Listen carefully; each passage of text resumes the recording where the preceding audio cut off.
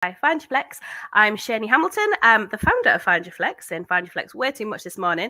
And this morning I am joined by Sathya Bala, who is the founder of My Skin, My Story and True Change. Good morning, Sathya. Hi, glad to be here. Lovely. So Sathya's joined us this morning to talk about the reasons behind her launch of My Skin, My Story and her business, True Change. Sathya, can you give us your founder story this morning? Yeah, sure. And I do love a good story. That's why My Skin, My Story has that in the name. So I'll share a bit of the personal and professional journey leading up to it. But in a nutshell first, My Skin, My Story is a grassroots community that I began thinking about probably in 2019 and actually started developing and working on the launch between March 2020 and then we went live in June 2020. So that was a interesting time we can all remember. And actually it was quite a coincidence that happened when really there was a need for community and a need for safe spaces to talk about things like race and intersectionality. But My Skin, My Story is a community for women of color to connect, empower, elevate each other through the power of storytelling, and to really make sure that we are able to be equipped to define success on our own terms, because we live in a world where a lot of people perhaps project their assumptions or limitations on us, which makes it even more difficult and challenging to define who we are and actually what is that path to success. Where do we fit in this world? Where do we belong? So that's My Skin, My Story. It's a real passion project of mine. And then True Change is my business. So my first time kind of official self-employed business that I've launched. And that's really bringing together my professional skills to really channel it to this same commitment. You'll sense a theme here. So True Change is a consulting business that helps organizations and works with them to build a better world through data, stories, and culture change. And for me, the linchpin to that is connecting data, diversity, equity, and inclusion to drive sustainable, true change. And so that's what those are in a nutshell, but I'm sure we'll go into the personal journey in terms of why. Yeah, I mean, I want to hear that now. In terms of that, I mean, there's a lot of stuff going, and you've had an illustrious career, haven't you? Pre-launching True Change, was there something that happened within that, or was it just a long journey of lots of things happening that sort of gave you that final kick up the butt to go and do something? Because it's a big step going self-employed and moving away from that security of a PAYE kind of work experience. I did it myself back in 2017, and it is scary, often going from, 6-figure salaries to literally nothing and starting from scratch. What was it that drove you to have that tipping point moment? Yeah, I think for me, it was many things were going on that were leading me on this path. But I'll be really honest, I think many of us can relate to the fact that what was happening that was instigated by the events of 2020 in terms of COVID, in terms of maybe a collective moment to really interrogate racism. Many of us have lived it our whole lives, but I think it was a collective moment, and for some people a new moment. Mm-hmm. And I think, I'm not the only one. We all reflected, we all had many existential crises, I think, about the meaning of life. What is my purpose? How do I use my time? And I think for me, these were already things I was thinking about and working towards. But I'll be honest, I think that gave me a catalyst to make that change quicker, perhaps, than if that situation wasn't there. So I think that was really about me reflecting on my values and my purpose. And I wanted to have as big an impact as I could. And I realized that playing it safe and staying within an organization, even though I was doing great work in terms of data, and I was also given the license to really drive diversity, equity, and inclusion, I just knew that I wanted to make change, and I was impatient for change. And I think that was really the catalyst that brought me to make that decision. And in some ways, I think people say, oh, that's brave, but I don't know, it just kind of felt like I kept walking down a path. So I think for me, a lot of it was just following where my passion was and following, I think, where listening to the world around me, because I think none of us are the same since last year. And I think not at all. So go ahead. I was just going to say, I think that's very much reflected in the world that we see now. We're seeing the Great Resignation, with people leaving businesses because they're not happy with going back to the status quo of pre-pandemic. They want to do more with their lives, with their opportunities, and that, like you say, we've got a very finite period of time on this planet, and whether it's climate change, whether it's how we live, how we treat people, there is a massive appetite for change at the minute, and it feels to me that government's missing this boat a little bit. And it's on people like us, on businesses like ours, to really drive that change. Talking about change, our hashtag has always been change in our lifetime. I am desperate to see change in our lifetime. You've gone with sustaining true change. True change is your mantra. What do you see as the differentiator there? What to you is true change? Yeah, I think for me, first of all, the decision behind the name was, I think, perhaps a reaction to what many people are feeling, in the world, many potential employees, many things that organizations are grappling with, which is, if we're going to tackle this, how do we make sure we tackle it for real? And we don't disenfranchise people because actually it's a bit of a half-baked attempt, or it's a tick box exercise, or it's about managing perceptions and optics rather than getting to the roots of the problem. And so I think for me, it's really differentiating to say, actually, to drive true change, for me, and that change outcome is about driving a more equitable world. For me, you need to drive that through data and stories, because for me, data is where you drive accountability, transparency, and in some ways take emotion out of things to say, oh, well, I think we don't have an issue here, or we're great there, or I think there's some scary stuff under the carpet here in our organization. Actually, with this topic of diversity, equity, and inclusion, I think it's one of the areas where actually often our assumptions are wrong, or we just don't know. So actually, data is a key ingredient, I think, to instigate change, to target change efforts in the right places, and then to hold us honestly accountable to say, actually, are we driving that? And then are we continually revisiting the data? Because actually new challenges can come up, right? We have been in a remote working space. Some people are returning to on-site. There's hybrid. I'm sure there's going to be new challenges around exclusion that we'll be talking about in a year's time, because we haven't fully managed that.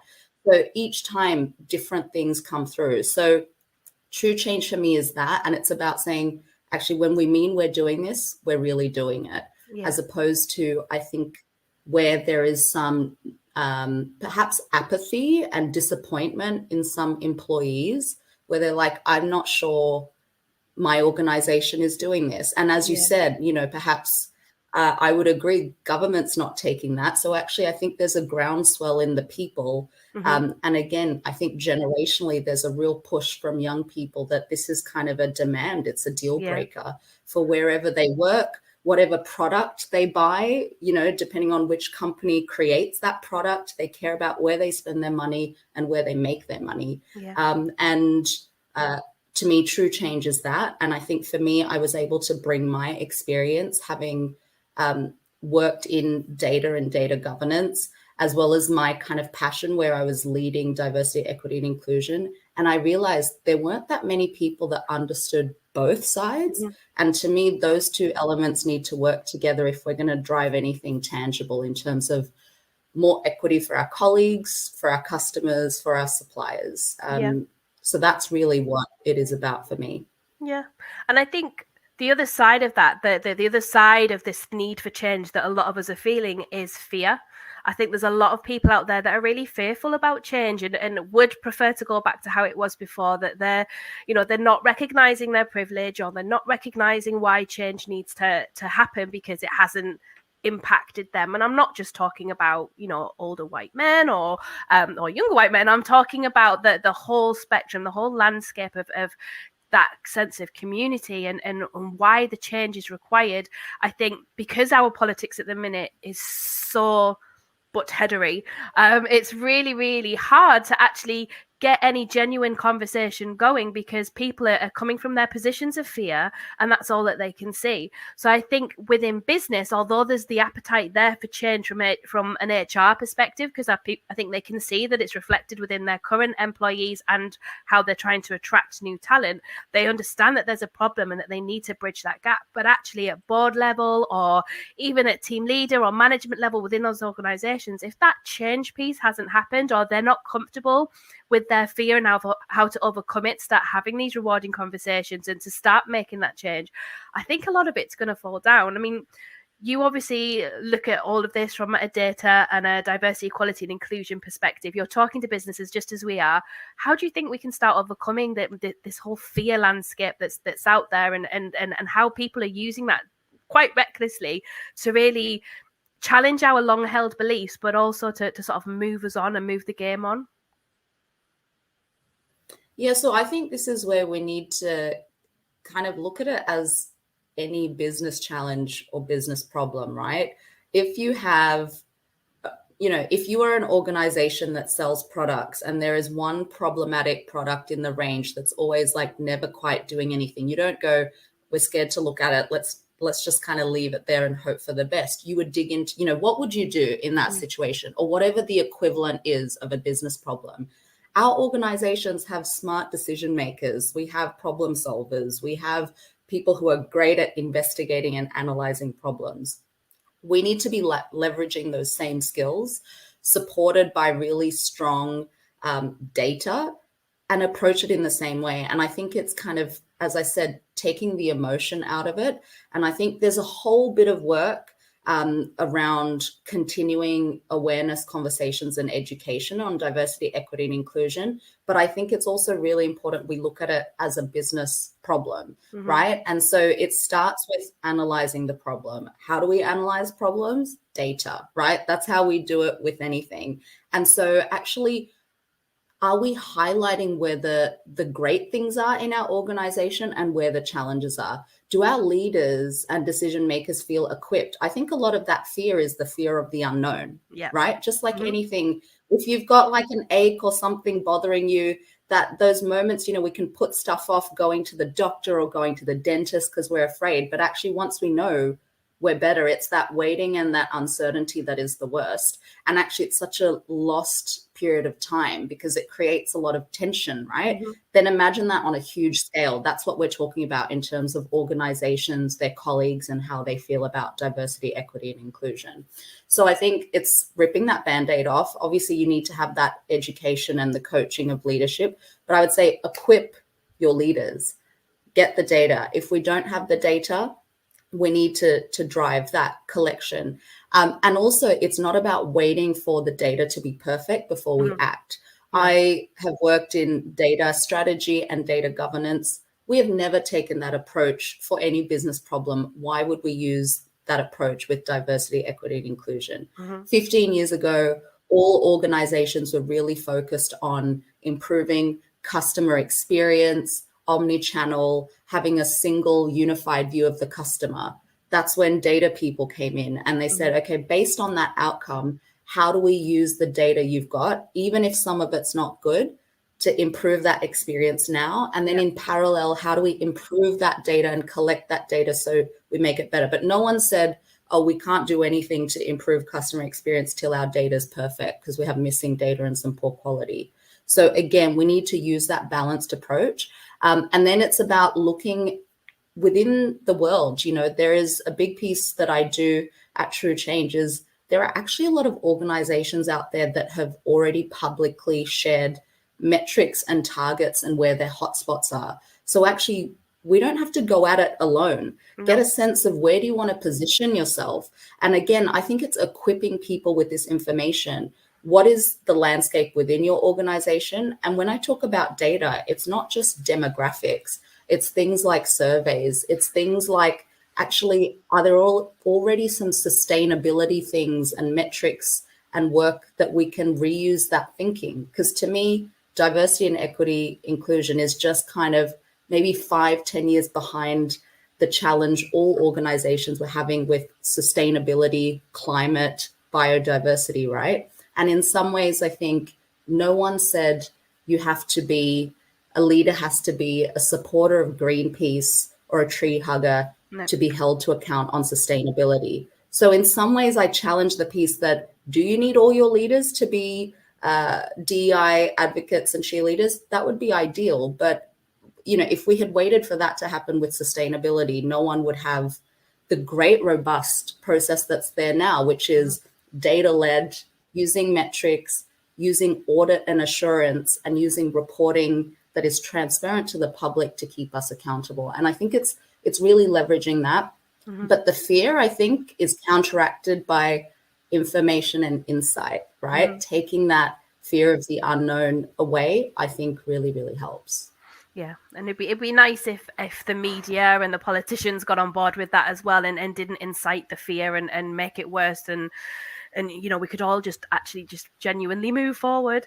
I mean, we do a lot of research ourselves, especially around flexible working and how that impacts the DE&I space. Obviously, looking at our data, we've seen, the businesses that are sharing their stories, that are being transparent, and who are wanting to connect more with people from a genuine place, that are actually looking at their people policies, is inspiring that inclusivity across sort of our audiences.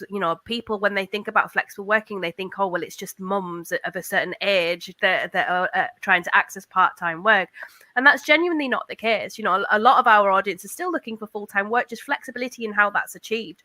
We're trying to move away from that whole, non-traditional work hours, more outcome-based, again, data-led, data-driven, and types of and ways of working. But one thing that flex for us, and that we've seen in terms of how we attain that equality for women at work, and the burden that carries, it is all around flexible working, because people are using that as that benchmark for inclusivity. So, we're on our platform, we're at 50-50 male-female split. We're pretty much at that on our Black, Asian, minority ethnic communities as well. 1 in 7 of our audience is from the LGBTQ community. 1 in 10 has a disability.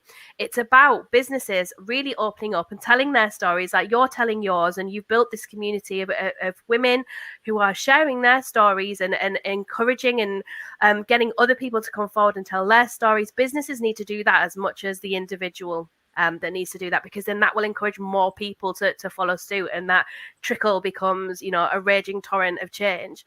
How do you see the next 5 years going in this space? Because yes, we've got a lot of work to do on our people sort of policies and on how businesses look at their people. But we're also heading into automation territory. The forecast for the next 10 years is very much around a big increase in automation in process-based roles. The early forecasts are 10 million jobs will go in the UK, and that women are going to be disproportionately affected by that. We've certainly seen in the last year a lot of businesses moving towards automation, and a big increase in women over the age of 45 hitting the job boards and things like that when they thought they were in sustainable careers, and obviously that hasn't turned out to be the case. Do you see automation having a big impact on businesses whilst they're also going through this DE&I sort of process, and how will that marry? Yeah, and maybe I'll answer this in a slightly kind of different perspective, because I work in the data world. With all of that context, there is still acknowledged across any organization and when I talk about data, there are so many types of teams. So there's kind of data privacy, because also to your point, even though automation, digitization is increasing, the amount of data collected is increasing, so is the regulation, and as it should, right, to keep pace with that. There's privacy work, there's work around what I do, which is data governance and data strategy. That has been my background, which is actually, with all of that increased automation, there is a need for far greater data literacy, data understanding, and data supported business strategy. A bit like 10 years ago, everyone was saying, well, you can't have a business strategy without a digital strategy. That's now what it is with the data strategy. And then you have the actual people who's feeding all that automation. It's not just technical people designing it. What feeds it? Data. So actually the world of data analytics, big data, data science is another area. So one thing I would say is across all those areas, if you talk to anyone who manages teams there is a huge talent shortage. So if we flip it, I would say there are going to be roles that I can't see the need for data people decreasing anytime. I actually think the appetite will increase, and it's not going to be just a small team in one section of an organization. So I think for me, you know, I'm a bit of an optimist, and actually I always have a little bit of an agenda of, I think the data industry needs to be the most diverse and inclusive, because actually we have such impact. It's not just being a good leader, that I think it's a baseline to have a diverse and inclusive team. But actually our teams, those teams are the ones who are designing some of the rules that get automated. They're the ones feeding the data sets that teach these things. They are the ones that then calibrate who tests those data-driven digital products to see if they have the right outcomes. And right now you don't have to Google very long to find where that has gone wrong. Right? Where actually things have been designed that don't just replicate the bias in manual processes, it exponentially increases it, because it's now hard coded into this automation. So I think there is a huge opportunity around, and I'm again biased myself. I want the data industry to be as diverse, inclusive, and colorful as possible. So I would say there is going to be a skill shift. I can appreciate, of course, I'm not going to argue on the very smart researchers that are commenting on these macro trends, but I can tell you from the inside, we are desperately trying to build a wider, stronger, and deeper pipeline in the data world. And there are new topics being talked about. Data ethics, right? How do we do all of this stuff ethically? AI ethics, automation ethics, that is going to be huge.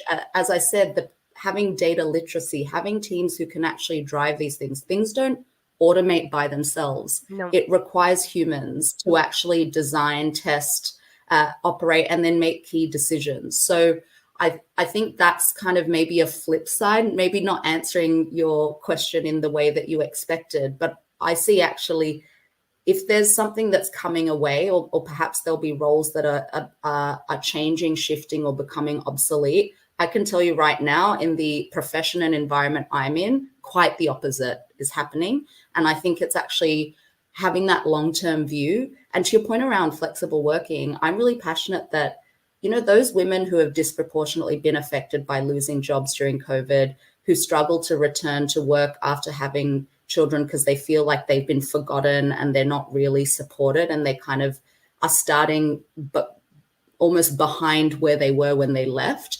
I actually think data could be an amazing area to retrain, because it's not an area that you need to be skilled in. It's not an area that you need to have done a degree. And I guess the last thing I'll say on that point, which kind of links to what I'm passionate about and what I'm driving through True Change, is, to me, it's not about connecting data, diversity, equity, and inclusion one way. So we've talked about how I'm really passionate that we need to use data and data people and data skills and data leaders to partner up and be almost the best friends of the leaders and the DEI teams who are driving change, because you need data to drive DEI ambitions. But it's also the flip side. What I'm providing through True Change is taking equity thinking from that world and bringing it into the data world to drive what I'm calling equity by design, because it's all the stuff that I mentioned to you, end to end. These data teams have so much impact in terms of the world as it looks like, the products that we use, the things that become mainstream, and actually getting it wrong, where the people designing those things, the people testing them, the questions we ask when we feed the data, because data is biased by default. Historic data is skewed to default man, default white, just because data has not been collected on other groups. So we should be bringing that equity thinking. And I'm just really excited. I think there's so many capabilities that are actually lacking, where I think there will be huge growth. And so, yeah, perhaps a slightly different perspective based on where I'm positioned in kind of the corporate world. Yeah, no, absolutely. And I think that ethicality of it all is really, really important. I think the other side of this is how we fund that. And if government already know that 10 million jobs are going to go, and yet, we need to look and find those industries that are growth, that are sustainable, like data, and figure out how we're going to educate these people or re-educate them, or institute some kind of lifelong learning so that they can reskill or lateral skill over into those industries. I mean, that for me, it's a shared responsibility between the Department of Education and also businesses to, like you say, become more equitable in terms of how they do this, and how they hire, and making sure that the data teams do reflect, the people which ultimately they're going to serve. The other side of what you do, and which very much I'm assuming stems out of My Skin, My Story, is to elevate women of colour. Can you talk to me a little bit about what you're doing there, and how you've grown your community over the last year or so? Yeah, sure. And maybe this is where I'll give you a bit of the origin story of me too, because I know we haven't covered that yet. So I'll start with that, and then it'll all hopefully make sense. Makes sense. So and for me, origin stories, I think, again, we've learned from COVID. I think I don't know how convinced ourselves over the years that we can keep our professional and personal lives separate. I think with COVID, everyone realized that's just, us deceiving ourselves. So as part of this story, I'm really going to kind of be honest about both sides of me, because both sides have really driven my work now. So I'm a Sri Lankan Tamil woman. I was born in Singapore. My parents went there as a young married couple, kind of wanting to work and experience something different. And then the situation in Sri Lanka, if you're interested, there's a lot to read about it. Went into really deep and volatile civil war that lasted a really long time. So actually a lot of my family, even though I feel very connected in some ways to my Sri Lankanness, I literally have only 4 living relatives that are still in Sri Lanka. Everyone kind of, when I was in my toddler years, everyone kind of moved to different parts of the world who could afford to do so. So my parents, having enjoyed Singapore but realizing they couldn't go back to Sri Lanka, they moved to Sydney when I was 3 or 4 years old. That's where I grew up. So I was in a very kind of white context, but I was there since I was 3 or 4. So I felt, I grew up very Australian in many ways. But then at the same time, there was a huge Sri Lankan Tamil community in Sydney, which was great, but also it was kind of a lot. I felt a lot of pressure because that community was all new immigrants. So my parents' generation, they were the first generation in terms of the people I knew that moved to Australia. So they were kind of holding on to the values and expectations of what they grew up in Sri Lanka, which to me felt so foreign. But then I wasn't a white Australian and I couldn't follow those rules because that wasn't okay. So it's that feeling of not fitting in and being stuck in the middle, which I think many of us can relate to for different reasons. But for me, those reasons are very visible. It's because I'm a woman, because I'm a brown woman, because I'm Hindu. There's various things that come up that even before I knew what it meant, other people were projecting things to me. So, I was still a very happy, joyous kid, but from a very early age, I was super aware of identity, not just for myself, but because I'm an innately curious person, I also started to see it in a lot of other people.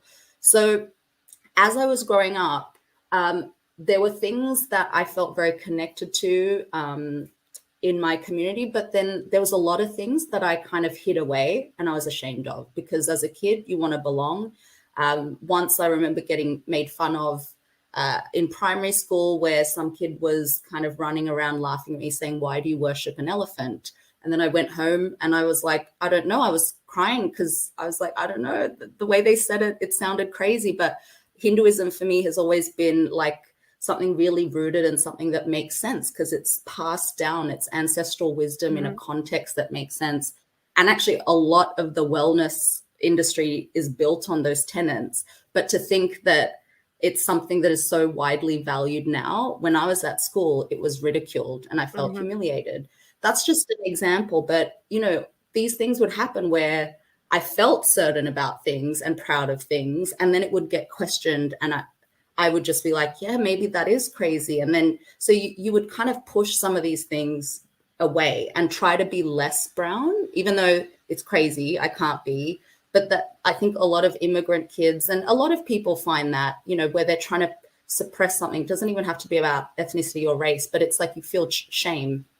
And so because of that, I also, as I was growing up, I felt uncomfortable in my own community because, as I said, you know, I was being held to perhaps expectations of what, you know, Sri Lanka was like 20 years ago when all our parents grew up there. But even our mother countries have moved on. But again, there is this kind of pattern that happens with immigrant parents and their kids, that first generation, where they're holding on to things that are already modernized in their own country. But it's because the pull to be westernized is so strong, they pull very strongly back, which I understand. And actually, I really value that. And there's some things I wish they pushed harder because I don't know my own language, because they wanted me to do well, be strong in English. So they used every opportunity to speak it with me. So it was a delicate balance. But because of that, so I didn't always feel like I was the good brown girl. I felt different. You know, I didn't necessarily think I would want to get married and have babies and all of these things. I kind of wanted to explore. And so I kind of well, maybe rejection's too strong a word, but I felt uncomfortable around brown people. So then I latched on to East Asian and Southeast Asian girls and women, because it wasn't like I fully rejected them and I would feel comfortable in a white space. I still didn't feel like I was white, but I didn't feel like I was this expectation of what a good Sri Lankan girl was. So then I found girls of color, women of color, and it was like, oh, we understood each other, but there wasn't that pressure of, you know, within your own community. We all know it, like, you know, within your own family, within your own community, that you see the flaws of it, and also the stakes are high. There's so much demand that you are kind of the best and you bring pride to your community. So that was really the start. You know, if I look at my growing up, I really latched on to East and Southeast Asian women. And then I left Sydney in my early 20s. You know, I was very good at school. I navigated the corporate world quite well, despite looking like this, because I went to a good school. So in my early 20s, after starting as a graduate at Deloitte in Sydney, did 3 years there, moved to London, because that's what we all do, us Aussies in our 20s. And coming to London, again, for anyone who's moved countries, you start to reflect and notice things, right? Because when you're in a new place, you're trying to figure things out. What are the coded, unwritten rules? You know, people might say something and it means something else here compared to in Australia. London's a world of its own anyway, isn't it? London has always been a world on its own, a nation apart, I think. It is. And I think whenever you go somewhere new, not only are you hyper aware of that new place because you're trying to navigate and figure out the rules there, but you start to see where you came from in a different light as well. So then kind of, you know, in my 20s, I did very well again in the corporate world. But again, I was always latching on to women of color. But this is where over the last 5 to 7 years, I started to get more comfortable with my brownness and find other brown women who were just as confused as me. And then I also really related to Black women, because actually that was a community that I was very disconnected from in Australia. At the time, we didn't have many Black immigrants, and actually the Black First Nation people are super segregated. You know, we really don't come across them personally. You know, I lived in Sydney from the age of 3 to 22, and I never went to school, went to work, or went to uni with an Aboriginal person, just to give you a sense of how kind of segregated and excluded they are. But then I came to London and I was like, oh, I really relate to Black women as well. So women of color have always been kind of a source of strength and a source of unified experience for me when I myself felt a bit confused. I felt like I didn't have to explain myself with them.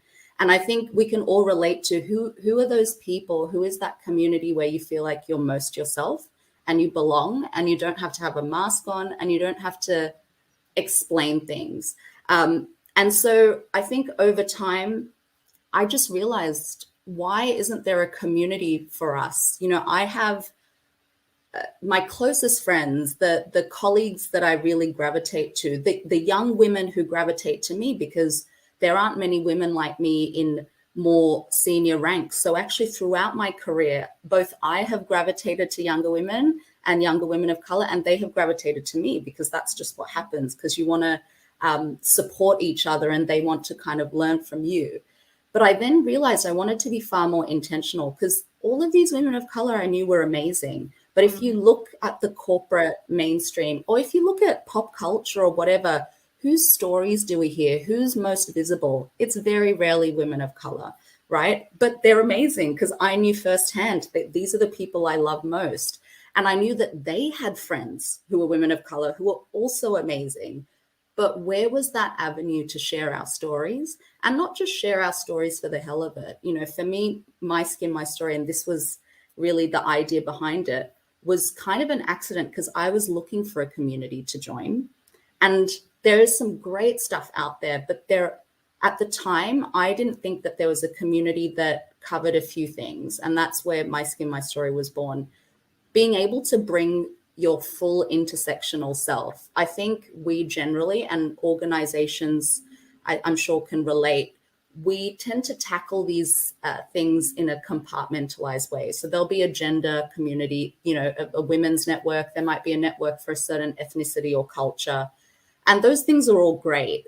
But actually, I can't pick and choose which parts of me I'm bringing into a situation. When I experience a microaggression, I don't know whether it's because I'm a woman, I'm brown, or most likely it's both. And for those who aren't familiar with the term intersectionality, it was kind of formally defined in the 70s by Kimberly Crenshaw in the US. And it's really about saying, actually, where you have multiple layers of difference, when they intersect, and she was focused on race and gender, and she was focused on Black women at the time, although that's now been expanded to talk about intersectionality on many junctions. Not only does it add the two things, so it's not just woman plus person of color, it's a multiplier effect. Yeah. That is what happens in terms of oppression, lack of access, lack of opportunities, and invisibility. And so I didn't feel that there was a community that was really allowing me to connect with the people that, as I said, I loved most, women of color. We have this shared experience, but we also have such unique stories. And coming together has been a beautiful thing. I'm one of these people that if something doesn't exist, I'll try and build it, even if it's imperfect. It's been kind of a labor of love. And it's not just about sharing stories. We meet together. We have that connection piece. The connect pillar is we do just meet and share our stories. And there's something really uplifting and reassuring about that. But we also meet and focus on how we upskill ourselves, because part of the consequences of being an underrepresented group is you get less access to opportunities at work. You're not the person that's in the in crowd historically. You don't get tapped on the shoulder for that leadership initiative or for that mentoring thing or for that strategic project. So actually that culminates with us. It's not any fault of our own, because I also think there's a myth that women or women of color are less ambitious or less confident. No, it's just the access and the opportunities which are less. And actually maybe we don't know how to be confident in a way that's authentic to us, because the versions of leadership have always looked a certain way that we might not be able to reconcile to. So My Skin, My Story is not just about connecting through stories. Connect is one pillar, empower is another, elevate is another. The empowerment pillar is saying, actually, let's bring the wisdom of our group and focus on upskilling on practical skills, life skills, emotional skills that will help us be the change makers we want to be. So it's sessions like how to negotiate your worth and pay, how to think about wealth management, because actually women of color, particularly based on our ethnic backgrounds, we don't have that knowledge. It's not passed down to us, and we don't have connections to people like financial advisors.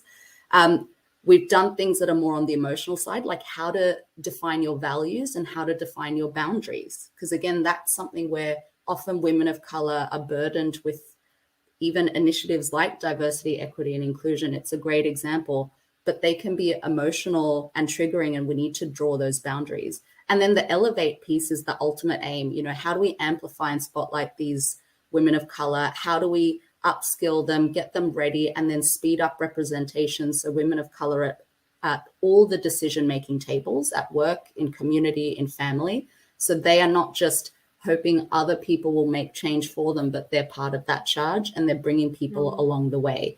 Anyone underrepresented, they're bringing, you know, opening that door and making sure that they come up behind them. So that's what My Skin, My Story is. So is there a temptation there to use those stories to educate, you know, to take it out of the group and actually showcase to people, look, your privilege hasn't allowed you to see this community, and this is how you're impacting this community. Is that there? Is that you know, is that the next step? Is that the challenge for the future?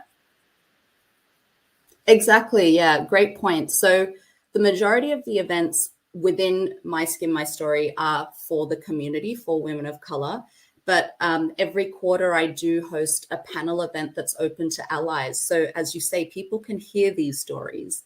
But then I think it's also this connection to True Change, my business. So what I'm now doing is I'm taking the learnings from My Skin, My Story, because I do that all for free, because I don't want there to be barriers to entry for women of color.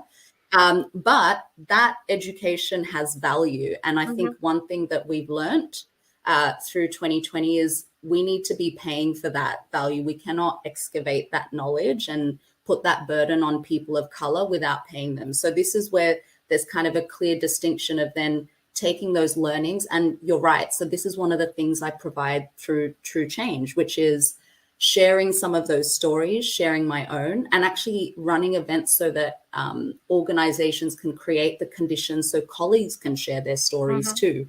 And so this is why True Change, it's not just the data piece, but the stories is also a component of the services I offer. But yeah, 100%, I think, but it's about doing it in a really delicate way. Because I think one watch out I would call is there has been some great stuff happening in organizations to open dialogue and spotlight these conversations. But we also have to be really conscious that there is a emotional tax and burden when underrepresented people have to share their story to educate. Yeah. So I would also suggest that we be really vigilant, you know, to those people who are working in organizations who are running initiatives like this, to really minimize how much they do that with their own colleagues, and to bring in professionals who can curate those things and share their experiences. Yeah, and who are comfortable. Because exactly, because you know what, even if you think you're being really you know, without any pressure and you're being really gentle, when you ask people, they feel like they need to say yes. That's a bit of a conditioning we have. Yeah. There might be a power dynamic if it's someone more senior asking.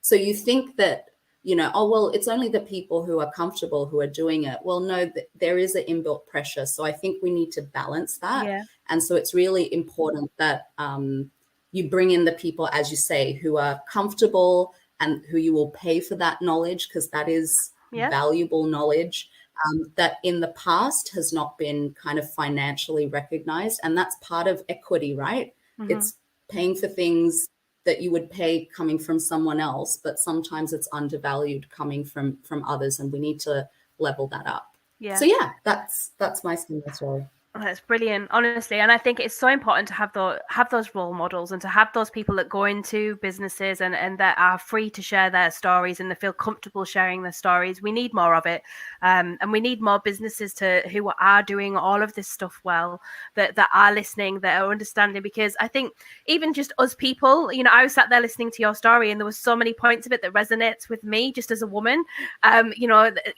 Yes, I'm white, but you know, I've grown up in a part of the UK that is deprived, you know, in the northeast. I know how lucky I was. You know, my parents were, you know, working class parents, and you know, they made sure that I went to university. They, you know, a bit like yours, they wanted better for me, without all of the trappings and the connotations of you know, what women in my school, you know, they're all going to be having sex early, and they're all going to have babies by the time they're 16, and that was very much how we were portrayed at that time. And I think, you know, it is lovely to hear your story and other stories that you can resonate with without privilege, that will help this amplify and get that story out there, and there'll be understanding. We'll get to understanding quicker, and I think once we get to understanding, that change will start to happen, and it will happen organically, and like you say, it's not kicking your foot through the door and like ramming it home. It's about getting that emotional intelligence of understanding how we help all communities, because we're all people at the end of the day, and why should one race or color or age group or or gender get to have that extra step above everybody else. But thank you so much for your time today, Sathya. It's been absolutely enjoyable learning about both of your businesses. Well, I know one's not a business, one's a community. It's been absolutely wonderful. I'd love to come in and sit on a few sessions, so hopefully you'll have us along. But is there any last words from you before we wrap up today, in terms of what you're doing this year, anything that you've got coming up that you'd like to talk about? That would be awesome. Sure. I think, well, I love driving action. So let me focus on maybe some takeaways for those who are listening. If you have influence within your organization, maybe you're part of DEI initiatives, or you want to be part of them, or you're a leader that has or should have some of that responsibility, I think one thing, educate yourself a bit on intersectionality, because I'll be honest, that's something where I've seen great progress over the last year or so. But I think that's something that people still really struggle with. Mm-hmm. And how are you creating the space for stories and bring people in who can create that? And it could be anyone, and it could be about anything, right? Because everyone feels like they don't belong on some basis. They could even look like they could present as a straight white man, and I'm sure there's still something there. The point is, everyone is intersectional, but actually we really need to elevate and highlight those who are visibly intersectional or are from underrepresented groups, more than one, because I think we're not great at it. Still, we kind of do pride, and slowly people are starting to talk about, well, even within pride, it's not just presenting white gay men, right? Actually, that community is huge, and there are parts of that community that have never really had center stage, and that should change. So how do we make sure, whether it's through your employee resource groups and doing collaborations between them to focus on that intersectionality, actually whenever you're doing panels and things, okay, maybe it's about gender, maybe it's about race, rather than have one token person who's intersectional, how exciting if all those people were intersectional, right? Because then you get that depth of understanding, because that's what life is. Very few of us belong to one thing or are one thing. So that's kind of one takeaway I would say, and it links to the data piece. If you're looking at data, look at it intersectionally. If you're going to report on things like gender pay, ethnicity pay, cut it both ways, because actually, usually when we say, oh, we've addressed gender, there's studies out there that actually the benefits largely go to white women. Historically, that's starting to change. But are we digging into the data and the problems and analyzing it and investigating it intersectionally? So I think that's a takeaway. And if you're kind of a job seeker, one thing I would say is, don't be afraid in a respectful way to start asking these questions in interviews. Because you know what? The pressure on organizations, it's great when it comes internally, but the pressure that really works, I've worked in banks, external pressure, right? That healthy peer pressure. If hiring managers are starting to hear these questions constantly, there is more impetus to realize there's no going back. We need to address this. And it's no longer about convincing people, because actually the writing's on the wall. So I think, we each have, even if we feel we've got zero power, each of us have a little bit of power. Respectfully ask these questions. If you're an employee, ask the questions. Is there data out there? What are the challenges? What are the hotspots? Do we have metrics? If enough people ask, it's not about convincing the leaders. They almost feel like they have to do it. And so I think, power is with the people. And we've seen that in the last year with amazing things being done through peaceful protests. And I think there's a version of that within organizations of putting healthy pressure upward. We don't have to wait for the powers that be to make the change for us. We can kind of demand that change. Absolutely. It's so important this year. I think 2022 is going to be the year for employer values to be at the forefront of absolutely everything they do, whether it's current employees or talent attraction and engagement. We're certainly seeing that from our platform. Yeah, and I think the other side of it is just finding those. I mean, we've got a couple of assessments on our platform that really help in this space, and on obviously working with amazing, women and leaders like you, Sathya, to actually deliver the solutions once the assessment's been done as well is exactly what the doctor ordered. But thank you so much for your time today. You've all been listening to Talking Flex. I'm sure we'll be hearing from Sathya again in the future, and it'd be amazing to do some events with you guys well, Sathya. So speak to you all soon, and goodbye for now.